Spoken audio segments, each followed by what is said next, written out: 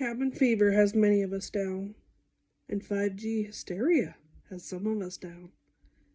This goes out to all of us. The Ballad of Pious Pete by Robert W. Service. I tried to refine that neighbor of mine. Honest to God, I did. I grieved for his fate, and early and late I watched over him like a kid. I gave him excuse. I bore his abuse in every way that I could. I swore to prevail. I camped on his trail. I plotted and planned for his good. By day and by night I strove in men's sight to gather him into the fold, with precept and prayer, with hope and despair, in hunger and hardship and cold. I followed him into Gehennas of sin. I sat where the sirens sit. In the shade of the pole, for the sake of his soul, I strove with the powers of the pit. I shadowed him down to the scrofulous town. I dragged him from desolate brawls. But I killed the galoot when he started to shoot electricity into my walls.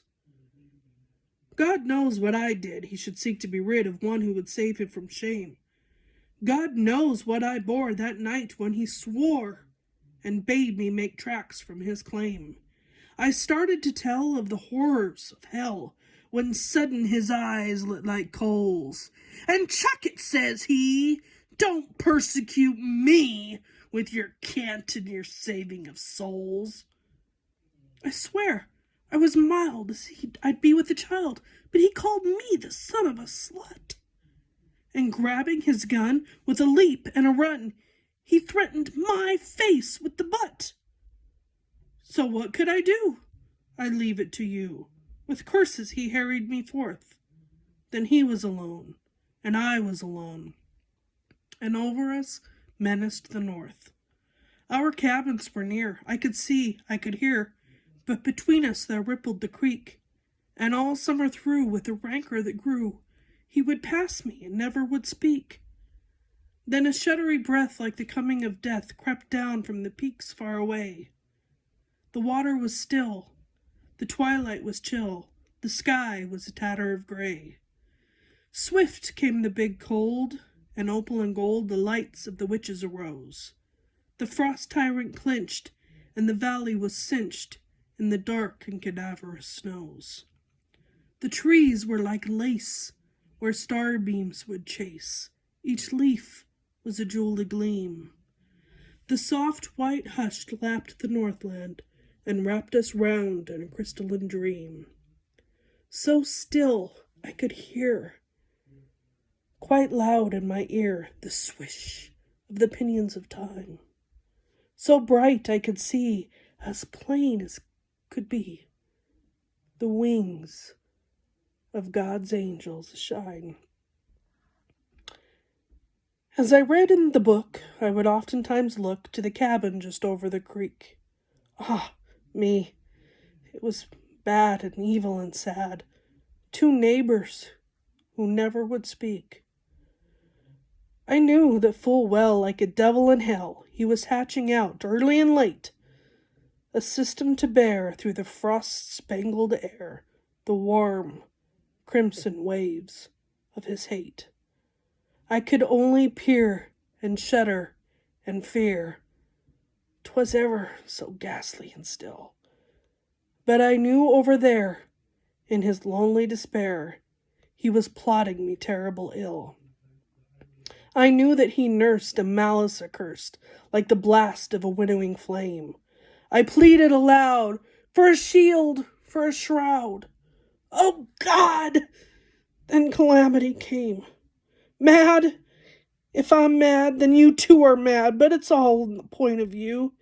If you'd looked at them things gallivanting on wings, all purple and green and blue, if you'd noticed them twist as they mounted and hissed like scorpions dim in the dark, if you'd seen them rebound with a horrible sound and spitefully spitting a spark, if you'd watched it with dread as it hissed by your bed, that thing with the feelers that crawls, You'd have settled the brute that attempted to shoot electricity into your walls. Oh, some they were blue, and they slithered right through. They were silent and squashy and round. And some they were green, they were wriggly and lean, and they writhed with so hateful a sound. My blood seemed to freeze. I fell to my knees.